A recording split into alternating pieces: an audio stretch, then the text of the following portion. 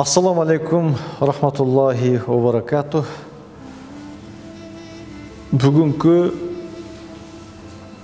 Кыргыз элиндеги, Кыргыз жериндеги окуяларды көрүп туруп, сахабалардын доорундагы кээ бир окуялар эске түшөт.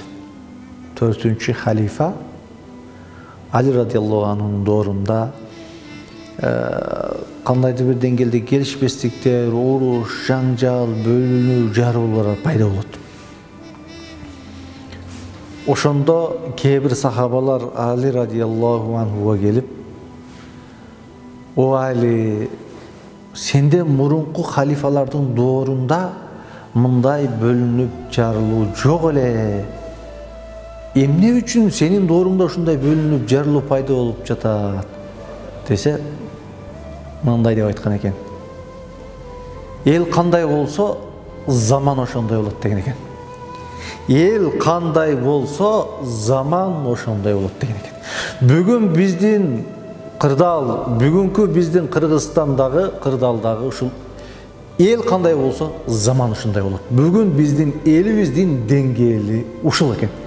Заман дагы ушуга жараша мынтип өзгөрүп болуп турат. Бүгүн мамлекетибиздин кызыкчылыгына караганда өзүнүн жеке кызыкчылыгына алдын койгон адамдар көбөйдү.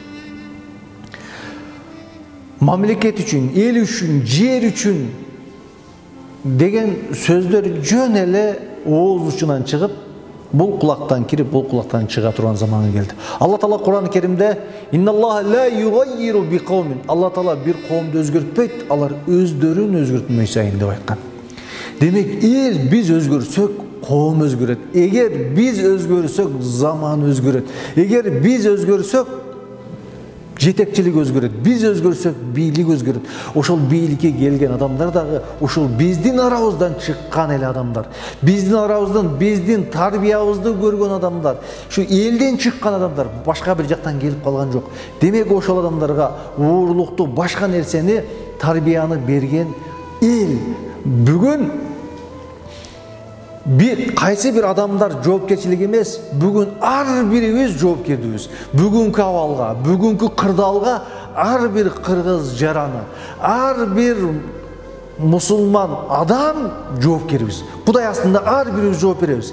Бул кырдаалга кандай салымыбызды коштук, ушул кырдаалга келишине кандай салым коштук, ар бирибиз жоопкер, ар бирибиз Кудай Тааланын астында жооп беребиз. Албетте, бирибиздин жоопкерчилигибиз азыраак болушу мүмкүн. Бирок жада калса, тоо башындагы кой кайтарып жүргөн койчуман дагы бүгүн жоопкер, ар бир жаран жоопкер. Келиңиздер, кыргыз элим, келиңиздер, мусулман бир туугандар. Баарыбыз бир жакадан баш, бир жеңден кол чыгаралык, ынтымак бололук, биримдик бололук, бөлүнбөйлүк, жарылбайлык. Баарыбыз бир тууганбыз, баарыбыз мусулманбыз. Мамлекетибиз өнүксүн, өссүн десек, эч качан бөлүнбөйлүк, жарылбайлык.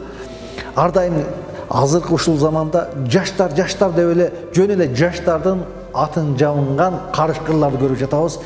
Бул алданууларга жол бербейлик.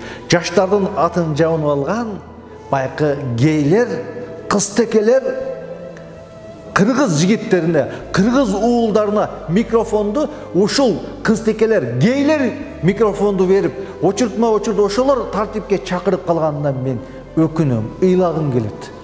Биздин кыргыз Манастын урпактары, эл башкарган Манастын урпактарында ушул жаштарды бир тарапка бууп кете турган, жаштарды бир ынтымакка чакыра турган чыныгы момун эркектерибиз жокпу? Келиңиздер, ынтымакка келелик, биримдикке келелик. Баягы кыргыздын каада салтына, кыргыздын жүрүм турумуна, кыргыздын ыйманына туура келбеген жаштардын атын жамынган адамдардан алыс бололук. Кудай Таалам барыбызга туура жолду көргөзгөн болсун. Ассаламу алейкум ва рахматуллахи ва баракатух.